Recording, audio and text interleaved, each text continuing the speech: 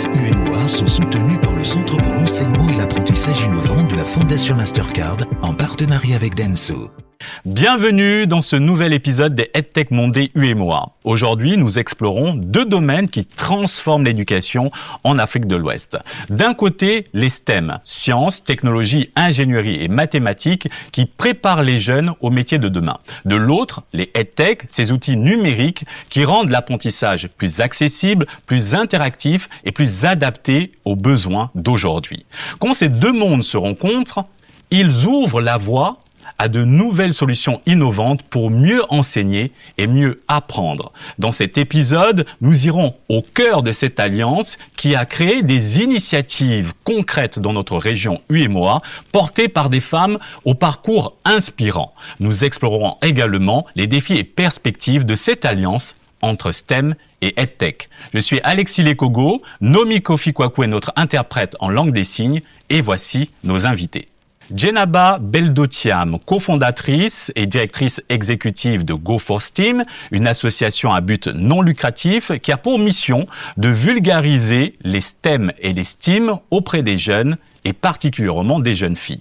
Dr Yaye Mberessa, chef de l'ingénierie pédagogique et multimédia à l'université Cheikh Hamidou Kane du Sénégal, docteur en informatique. Et Madame Fognon Maïmouna Koné, fondatrice et directrice exécutive de DINEX Africa, une ONG panafricaine basée en Côte d'Ivoire, dont la mission est d'apprendre les STEM aux filles, particulièrement celles vivant dans les quartiers populaires et les zones rurales dans son pays. Mesdames, merci de nous honorer de votre présence. Djeneba, Yaye Mbere, Maïmouna, en ligne avec nous depuis Abidjan, en Côte d'Ivoire. Merci d'être avec nous sur ce plateau. Comment allez-vous ? Très bien, Alexis. Bonjour. Merci pour l'invitation. C'est un plaisir d'être sur ce plateau pour parler de STEM et c'est aussi un plaisir de le partager avec Yaye et Maïmouna. Bonjour Alexis, c'est un plaisir d'être parmi vous aujourd'hui. Merci beaucoup pour l'invitation. Je suis heureuse de partager ce plateau avec mes deux consoeurs, Djenaba et Maïmouna. Maïmouna ? Merci pour cette invitation. C'est un plaisir pour moi de partager ce moment avec Djeneba et Yaye Mbere. Merci. EdTech et STEM, des leviers d'innovation pour l'éducation, c'est la thématique centrale de cet épisode. Mais avant de rentrer dans le vif du sujet, mesdames, dites-moi comment votre passion pour les STEM elle a commencé et quelles répercussions cela a-t-il eu sur votre parcours personnel et professionnel ? Ma passion pour les STEM a démarré très très jeune. Donc déjà enfant, j'étais très curieuse de voir comment marchent les objets, comment est-ce que les images nous arrivent sur nos télévisions, comment est-ce que les appels téléphoniques fonctionnent. Et voilà, de fil en aiguille, j'ai poursuivi mes études dans une filière scientifique et jusqu'à aujourd'hui devenir docteur en informatique et je continue toujours mes recherches dans le domaine de l'informatique. Comme Yaye, pour moi aussi, ça a commencé dès le jeune âge, ma fascination pour les STEM. J'ai baigné dans un milieu scientifique, mon père c'est un scientifique, un passionné, qui nous transmettait sa passion des STEM à travers des jeux, ce qui rendait les choses évidentes, magiques, un peu logiques. Donc j'ai fait un parcours en maths, en mathématiques, puis mathématiques appliquées, jusqu'à mon métier aujourd'hui de biostatisticienne. Et Maïmouna, qu'en est-il de votre expérience ? Alors ma passion des STEM est née à la suite d'une exposition personnelle que j'ai eue à un STEM Center dans le cadre d'un programme que j'apprenais avec une chancellerie dans notre pays. Mais surtout, c'est l'engagement de vouloir créer un lien avec les jeunes filles que j'accompagnais, mais surtout de leur permettre d'avoir des compétences ou en tout cas d'être exposées à un environnement ou en tout cas à des connaissances qu'elles n'apprenaient pas forcément dans le cursus scolaire habituel. Entrons maintenant dans le vif du sujet, mesdames, et intéressons-nous à vos activités respectives combinant STEM et EdTech. Djeneba, vous êtes la cofondatrice et directrice exécutive de Go4STEAM, donc cette association à but non lucratif pour vulgariser les STEM et les STEAM. On va y arriver. Alors, quelles actions menez-vous dans ce sens et pourquoi avoir incorporé la composante art dans STEM? Alors, Go for STEM est une association née en 2019 dans le but de promouvoir, vulgariser les sciences, technologies, ingénierie, maths auprès des jeunes, avec un accent particulier auprès des jeunes filles, pour développer ces connaissances, mettre en avant les métiers dans ces domaines, briser aussi les barrières, les peurs que peuvent avoir certaines jeunes filles ou même certains jeunes par rapport à ces sciences, aux technologies. Donc, à Go for STEM, nous leur montrons qu'à travers les STEM, ils peuvent proposer des solutions concrètes dans leur communauté. Ils peuvent donc changer des vies dans des domaines comme l'accès à l'eau, l'accès à l'énergie, la santé, l'éducation, beaucoup de domaines où les STEM peuvent impacter. Pourquoi avoir intégré l'art? Alors l'art, il est présent dans notre vie, dans chacun des outils technologiques que nous utilisons. L'exemple parfait, c'est lorsque nous choisissons un téléphone ou un ordinateur. Nous le choisissons pour ses fonctionnalités. Nous le choisissons aussi parce qu'il nous parle, parce qu'il est beau. Donc l'art, ça permet de développer 3 choses. Les 3, c'est la créativité, la collaboration entre les jeunes et aussi la communication. L'art, c'est une sorte d'expression. L'association Go for STEM est aussi l'initiatrice du programme STEM Mousso. Nous y reviendrons dans quelques instants.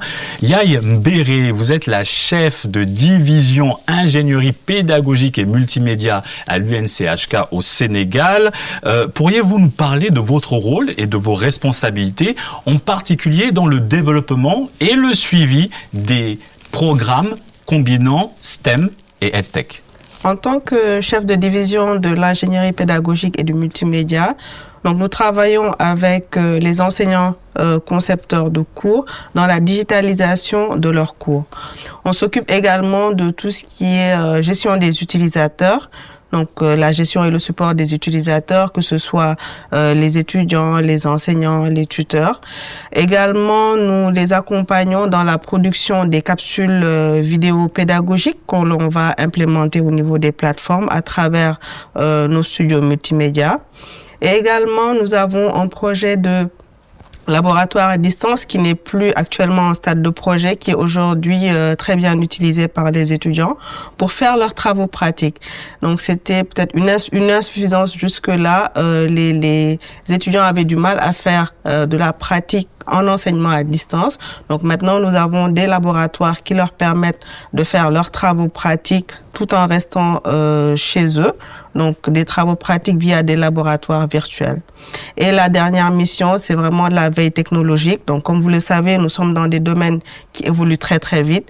Donc il faut faire de la veille technologique pour être vraiment au fait de ce qui se passe actuellement. Maintenant, intéressons-nous aux activités combinant STEM et EdTech en Côte d'Ivoire, les activités de Maïmouna. Vous êtes la fondatrice donc de DINEX Africa. Qu'est-ce qui vous a motivé à lancer cette initiative et comment impacte-t-elle l'apprentissage des STEM auprès des jeunes filles dans votre pays? Alors, ce qui m'a motivé à lancer DINEX Africa, c'est d'abord un engagement social. J'avais en tout cas l'envie de contribuer, de partager un peu de ce que j'avais, que ce soit ma personne, ce que j'avais appris de la vie, que je pourrais partager avec d'autres jeunes femmes, encadrer d'autres jeunes femmes et surtout, quelque part, combler un peu le manque de nos politiques publiques dans certaines dynamiques en faveur de l'éducation des jeunes filles, en faveur du maintien des jeunes filles à l'école, mais surtout ce sens qu'on a perdu d'avoir des aînés qui nous guident, des aînés qui sont à l'écoute et qui nous accompagnent sur le droit chemin.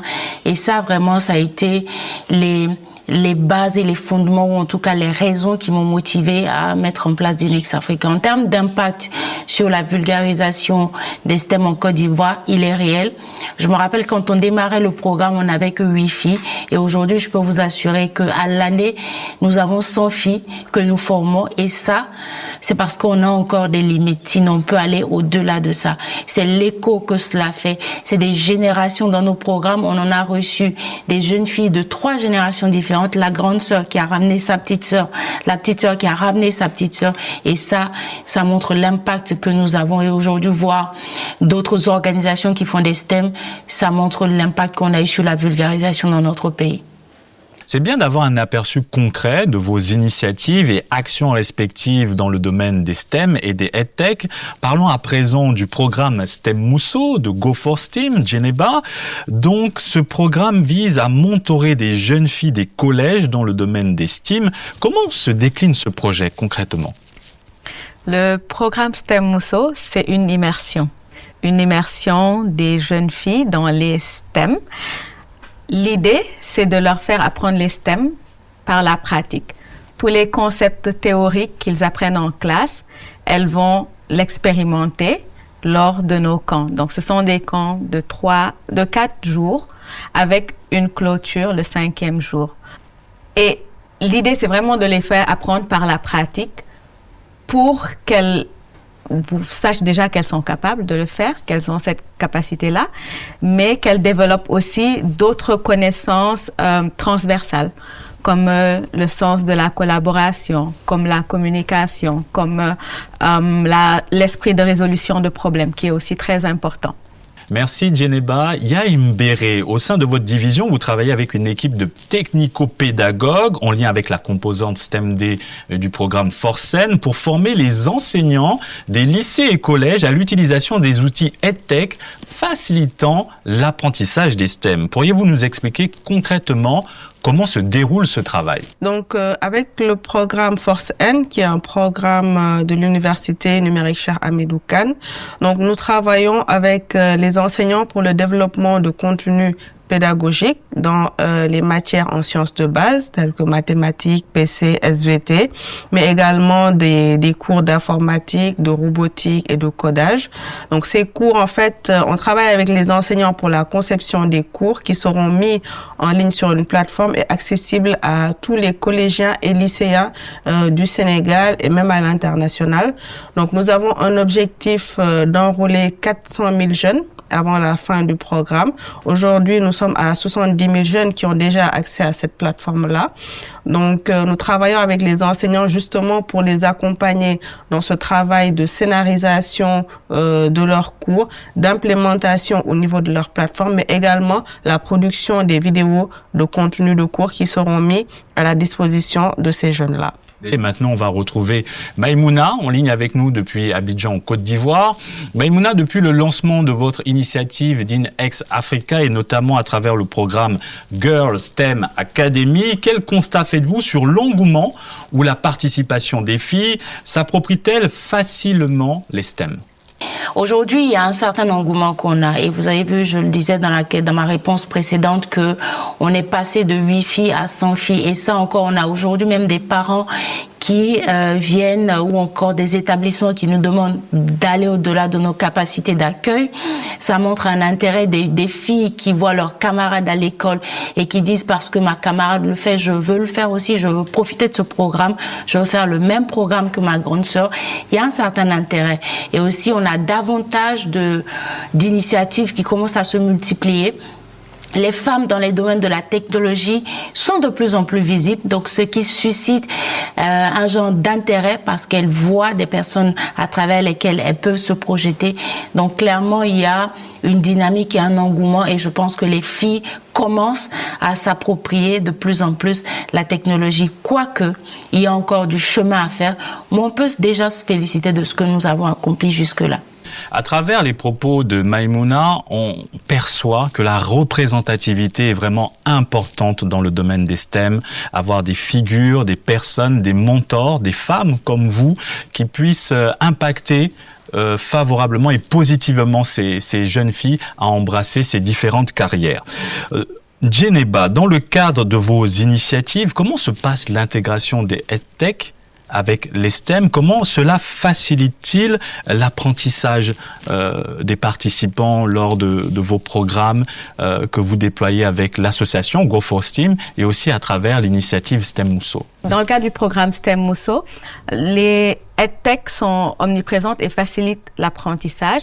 C'est vrai que nous nous concentrons sur l'apprentissage par la pratique, donc c'est des camps manuels, mais les EdTech, par exemple, l'année dernière, nous avons travaillé avec Force N et c'était l'occasion pour les filles de les inscrire dans la plateforme dont Yai a parlé tout à l'heure, donc d'inscrire ces élèves-là pour pouvoir poursuivre et continuer l'apprentissage.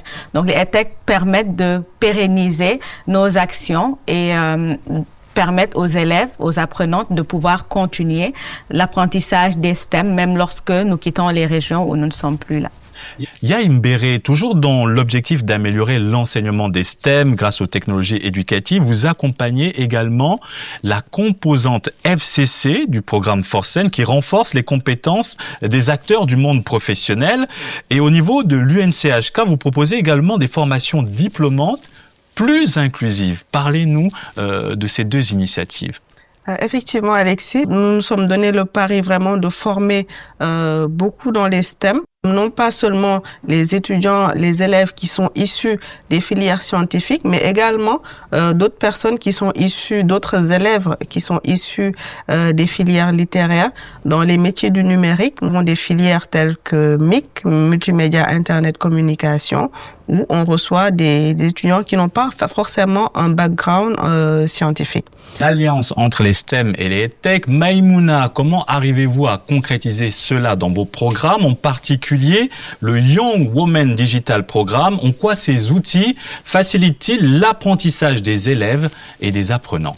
Notre programme Young Women s'adresse à des jeunes femmes et c'est un programme de renforcement de capacité qui justement, à travers lequel nous travaillons à accompagner des jeunes femmes qui, après un diplôme universitaire, ont un manque en termes de compétences sur l'utilisation professionnelle des outils, donc ce qui leur crée en tout cas des moins en termes de quand elles décident de postuler pour un emploi. Et les outils qu'on utilise avec elles sont des outils de productivité, aussi basiques que cela soit, auxquels on a rajouté des outils collaboratifs, parce que vous savez, depuis la Covid, le monde du travail a changé et il continue de changer. Il n'est plus le même comme celui qu'on avait connu. Donc, on a rajouté des outils collaboratifs, mais également, on a l'IA, le e-commerce. Donc, on a des compétences qu'on va dire généralement qui sont sur les outils de productivité, le code et tout ce qui concerne la question des données, des data, également aussi des outils des IA génératives ou encore des IA qui leur permettent de pouvoir dématérialiser ou optimiser en tout cas leurs différentes activités. Merci Maïmouna, et parlons maintenant des défis à relever dans la promotion et la vulgarisation des STEM. Yai Mberessa à l'UNCHK, 80 000 élèves sont inscrits et 30% de ces élèves ont choisi des filières STEM. C'est très important. Djenaba, au niveau de l'initiative STEM Mousso, où en êtes-vous après 5 ans d'existence en termes de chiffres? Comment arrivez-vous à surmonter les défis logistiques et de mobilisation? Et surtout, quel type de partenariat avez-vous noué pour soutenir et financer vos initiatives?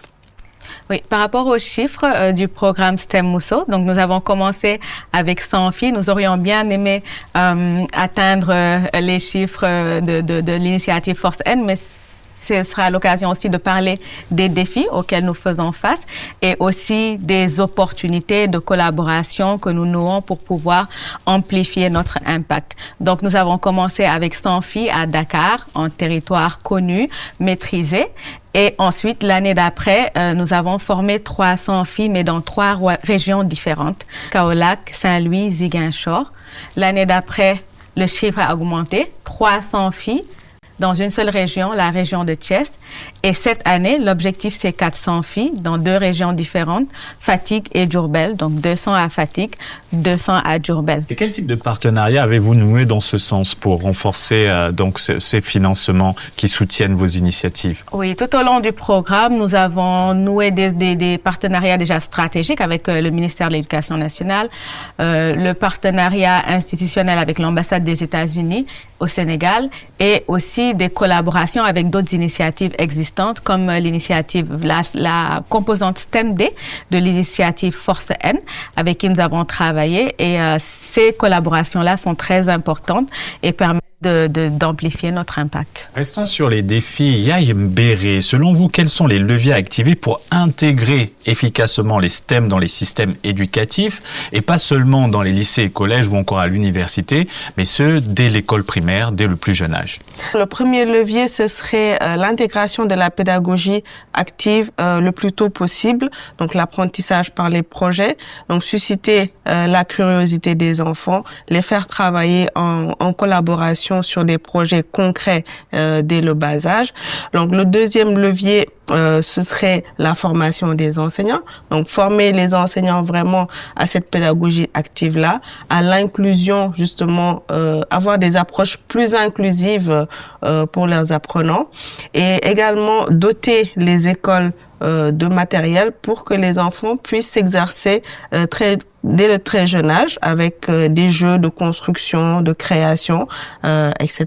Et finalement, l'utilisation des STEM, déjà dès le plus jeune âge, avec des jeux éducatifs, ludiques, qui sont adaptés à un jeune public. L'intégration des STEM reste vraiment un défi majeur sur notre continent. Maïmouna, concrètement, en Côte d'Ivoire, votre travail, comment se traduit-il sur le terrain, notamment dans les zones rurales? Comment adaptez-vous vos approches par rapport aux réalités locales, au niveau de compétences des apprenants et surtout par rapport aux infrastructures disponibles? Nous avons compris très tôt que il fallait pas laisser les zones rurales en marge. Pourquoi? Parce qu'en règle générale, on a beaucoup d'opportunités en zone urbaine et très peu en zone rurale, alors que on a également des établissements, on a des jeunes qui sont là-bas, qui vont faire partie de l'élite de nos pays et de la Côte d'Ivoire. Et donc, c'est dans ce cadre qu'on a initié, au bout de 2 années d'existence, des programmes implémentés dans des zones rurales. Et je peux vous assurer qu'au niveau des zones rurales et des jeunes filles, des jeunes avec lesquels nous avons travaillé, nous nous sommes rendus compte que le problème n'est pas la compétence, parce que tous les enfants sont intelligents. La question, c'est le cadre et l'exposition dont ils ont été sujets. Et chaque fois qu'ils ont été exposés, que ces enfants de l'intérieur ont été exposés à nos programmes, souvent ils ont eu quand même une longueur d'avance et un engouement plus poussé que les enfants que nous avons eu en zone urbaine. On n'a pas eu besoin d'adapter quoi que ce soit, seulement que on a très peu d'entreprises dans la technologie dans ces localités, et c'est ça le seul bémol que nous avons. Sinon, quelques infrastructures existent. Et parlons maintenant des disparités. Selon l'UNESCO, les femmes représentent moins de 30% des chercheurs dans le monde. Les filles sont souvent sous-représentées dans les filières STEM. Aujourd'hui, comment endiguer ce phénomène? Parce que la disparité reste grande entre filles, garçons, hommes et femmes dans ces domaines. Donc, à mon avis, on devrait plus vulgariser justement le travail que font les femmes. Elles font un travail extraordinaire justement dans le monde des STEM. Donc, il faudrait plus en plus avoir des modèles qu'on pourrait montrer à ces jeunes filles-là, justement, pour les inciter à choisir les filières scientifiques. Djeneba? Je rejoins Yaye, plus de rôle modèle pour inspirer les filles dans les domaines scientifiques, que les femmes aussi qui sont dans ces domaines-là, dans les domaines des STEM, soient beaucoup plus visibles, parlent de leur parcours. Quel mentor aussi, avoir un système de mentorat générationnel entre jeunes filles, femmes, et multiplier aussi les initiatives STEM pour les jeunes filles, tout simplement. Et quand on parle de modèle, vous êtes là sur ce plateau, on espère que ces filles qui vous regardent actuellement prendront exemple sur vous. Parlons maintenant de la pérennité, des perspectives, des initiatives combinant EdTech et STEM. Djeneba, vous préparez donc activement cette 5e édition de STEM Mousso. Quelles sont vos attentes particulières pour cette nouvelle édition et comment inciter les pouvoirs publics à s'intéresser davantage aux filières STEM et à les soutenir concrètement? Pour la nouvelle édition du STEM Mousso cette année, donc on garde le titre STEM Mousso, mais Il y a une surprise, c'est qu'il y aura des garçons cette année parce que dans un souci d'inclusion, ça fait 5 ans nous travaillons avec les jeunes filles. Les garçons aussi sont intéressés et l'idée c'est de pouvoir garder cet équilibre entre filles et garçons dans les STEM, maintenir l'intérêt des filles tout en intégrant les garçons et encourager cette collaboration autour de solutions concrètes. Dans cette valorisation des filières STEM, Yaïm Béré, si vous deviez donner un conseil aux décideurs de la région UEMOA pour mieux combiner les STEM et les tech dans nos systèmes éducatifs, que leur diriez-vous? Donc, le conseil que je leur donnerai aujourd'hui, c'est de faire des EdTech et des STEM un tandem. Non pas juste un supplément à l'enseignement, mais vraiment l'intégrer le plus tôt possible dans nos programmes d'enseignement. Cela permettra à nos jeunes très tôt de s'intéresser justement à ces filières STEM. Et dans le renforcement des initiatives STEM, Maïmouna, vous êtes toujours en ligne avec nous. Envisagez-vous de renforcer et d'étendre la portée de votre initiative? Quel partenariat stratégique avez-vous noué en ce sens et quels sont vos projets à l'avenir? Alexis, vous savez, on devrait intégrer les STEM dès le plus jeune âge, d'ailleurs. Et les leviers sur lesquels on pourrait s'appuyer, c'est déjà adapter nos curricula.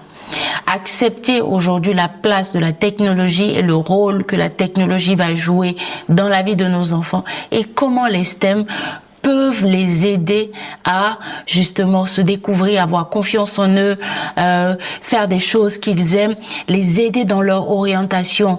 Et ça va nous permettre d'éviter un trop plein de pertes dans les taux d'achèvement. Et donc je pense qu'on pourrait s'appuyer sur des leviers tels que le réajustement de nos curricula, la formation des enseignants et puis surtout comprendre le monde de ces enfants. Ces enfants sont des enfants de la technologie et ça ne peut pas aller sans ça. Nous devons les accompagner pour avoir une utilisation saine et appropriée de ces plateformes-là. Donc on peut activer des leviers de sensibilisation, de formation, de discussion avec les parents, d'intégration, mais surtout le réajustement de nos curricula et l'acceptation que les STEM sont partie intégrante de notre vie aujourd'hui pour tout enfant qu'on souhaiterait voir sur le toit du monde.